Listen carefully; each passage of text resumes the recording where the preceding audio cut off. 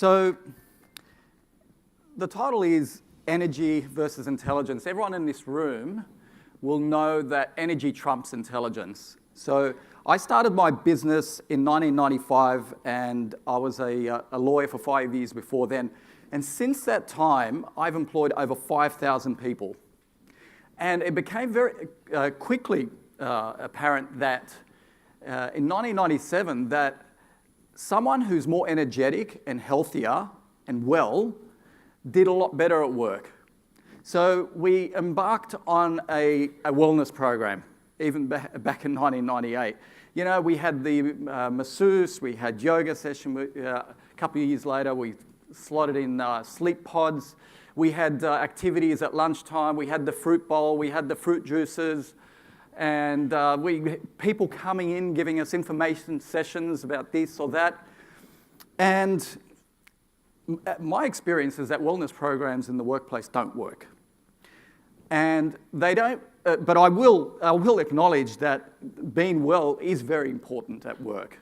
So my message to anyone that starts with us, whenever we get new recruits in the room, I'll say, I don't care about how much you know. Information's everywhere these days. You can Google just about anything. So competence is expected. 99% of your point of difference is going to come down to the energy you bring to this job. What do you do in your personal life? So, and our message has not changed. What has changed is that we don't try and fix their wellness in the workplace. So a couple of my things that I'm going to say are controversial, but it's anecdotal. I'm not an author that has not lived an entrepreneurial life. I've lived and breathed as an entrepreneur.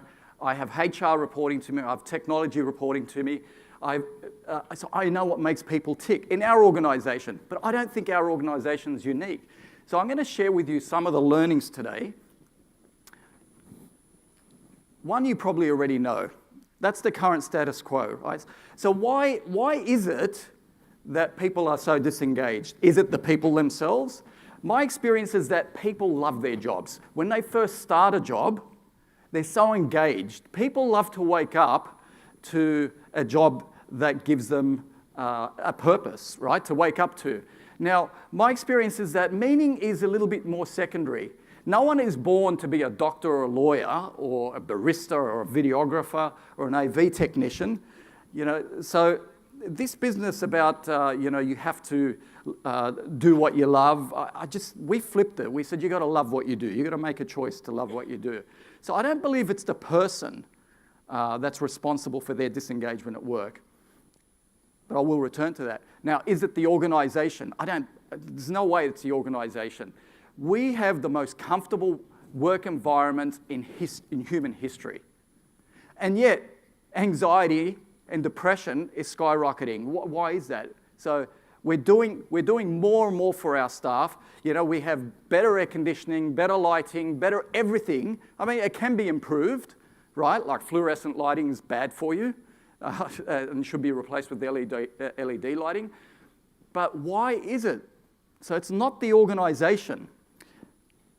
Our learning is that people are spoiling their love for work. They're spending too much time at work. That is, so when you infuse a wellness program into your organisation, I guarantee half the people are going to look at it as a cynical attempt for you to get them working longer in the office. I'm sorry, but I'm going to call it like it is. That's exactly what they look at it. And now, because there are these conferences where everyone's sprouting wellness programs and wellness consultants everywhere, you know, it's expected now. People come in for a job interview and say, do you have yoga sessions? Are you going to pay for my workouts? Come on, let's get real. The issue is, if you want people to be well in the workplace, they've got to be well at home. And that was our defining moment in 2015 when we realized this. We pivoted our wellness program. Look, we still have, a masseuse, we still have yoga, and we still have meditation. We just dropped in meditation coaches. But what we quickly realized is that people want two things, right? And this is 80% of your people. I know the owners want to give themselves to the business. And I know that senior executives also want to give themselves to the business because they act like owners. They just don't want the risk of managing the balance sheet. But 80% of your staff want two things: more time and more money. That's the reality, okay? And it doesn't matter what generation, whether it's Gen X, Gen Y, baby boomers, that's what everyone wants, and especially more time. So I'm going to zone in on that, but I want to introduce everyone in this room to the concept of responsible service of workload, because this is a huge issue, because I have all these companies out there ticking the wellness program box, but working their team till 11, 12 o'clock at night. That's just paying lip service to wellness. That's just saying we're doing the right thing, but you're not solving the underlying problem. It takes 4 hours to unwind to get a good night's sleep. And our experience is that it's sleep that is the number one factor for cognitive performance the next day. Not yoga. If they're sleep deprived, it doesn't matter how many free organic food you're going to give them, and how many meditation sessions. So we need to introduce this concept of responsible service of workload. You can't, it's illegal to serve someone alcohol once they reach a certain limit. We call that responsible service of alcohol. It is illegal to keep a footballer on the field once they're concussed, even though they're begging the coach to come, to go back onto the field, right? But yet an employer can overload a person.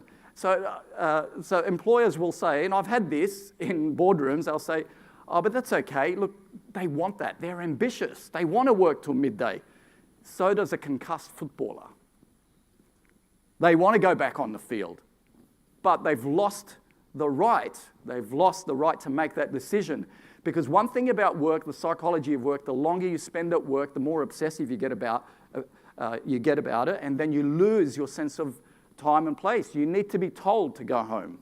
And there are some people, I will acknowledge that want to work long hours, but as an employer, you should not take advantage of that.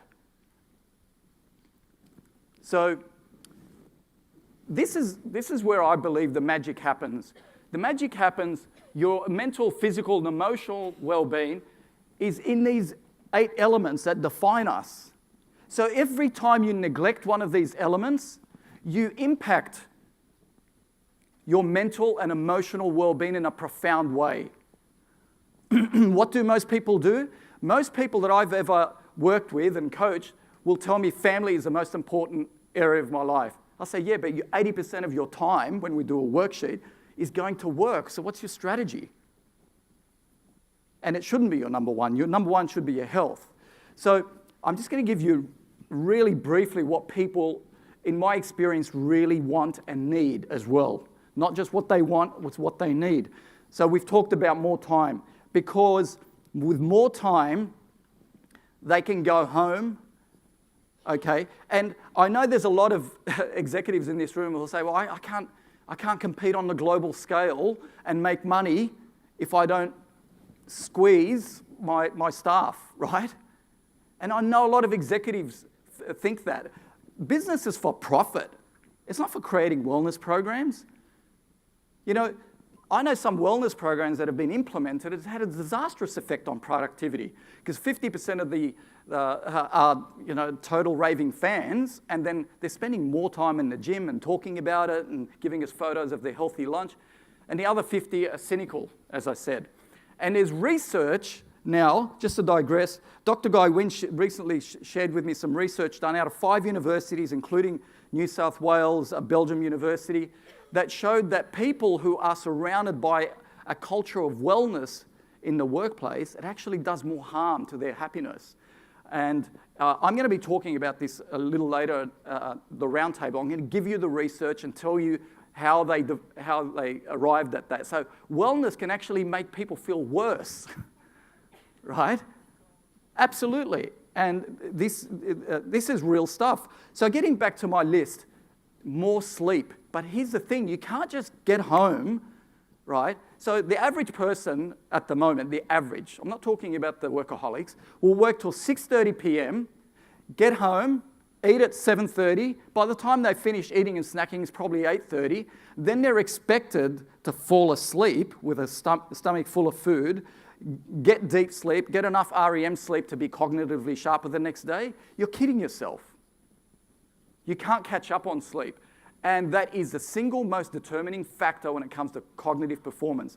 If you don't believe me, look up the work from Dr. Matthew Walker in this space. If I had time to give you the summary of his work, I would do so because it is so important. But Dr. Matthew Walker from Berkeley University, who's a pioneer in this space, about the importance of deep sleep to repair and regenerate, to get your body to go into a state of autophagy, where you're basically hitting the reset button.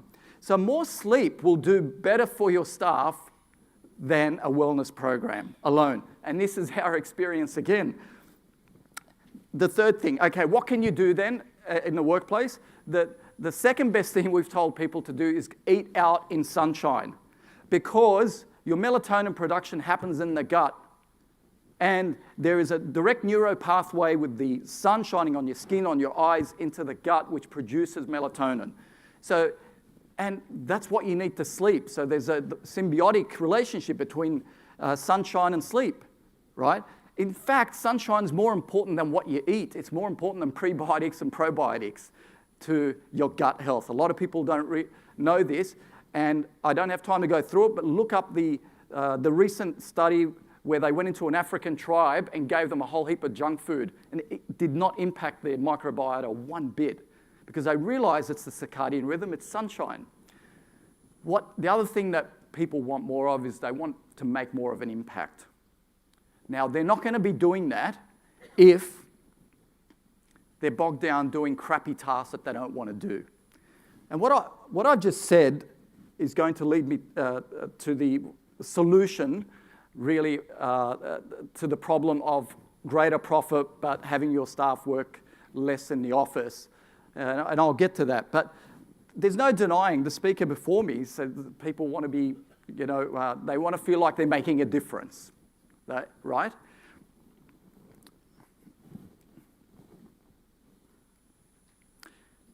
Lastly, what I've noticed is people want to be challenged. They want to grow. They don't want to stagnate, especially young people. So this is an area, if you want to expand or broaden the scope of your wellness program, make sure it includes you teaching them new skills, right? And this is a balance. This is a delicate balance between challenge and growth and comfort and security. If people get too comfortable, they're not growing. But if you're pushing them too much and challenging too much, then you're going to cause anxiety. So it's a delicate balance between making them feel secure in a job, but at the same time challenging them to learn new skills. It's leadership skills, public speaking skills, anything that helps them grow as a person. But this is the order. So I flipped what most wellness people will tell you, and that is, let's be real, they want more time and more money, but you can only give them more time and more money if you get more efficient in your workplace. That's where wellness is won and lost. If you automate. So what we've done at MSA National is we've introduced robotics, AI, and a lot of automation tools to do the crappy tasks that humans don't want to do, that are soul-destroying, right? They want to do high value, high touch. And as a result of that, we became more profitable, and now our staff, I don't see anyone past 5 p.m. My wellness program is what's happening in their home. That's the wellness program. So they can go home and get the 3 S's, It's socializing, sleep, sunshine, They're the critical things for a wellness program. I could bang on about this for the next half an hour, and there are 6 critical lifestyle changes that we do teach our people. But again, it happens at home. It's in these 8 areas of life that every time an employee is neglecting one, we know it's going to come back to bite them on the proverbial in the workplace. What happens at home impacts the workplace. And I think that's all from me. Gillian, thank you very much. Everyone, thank you.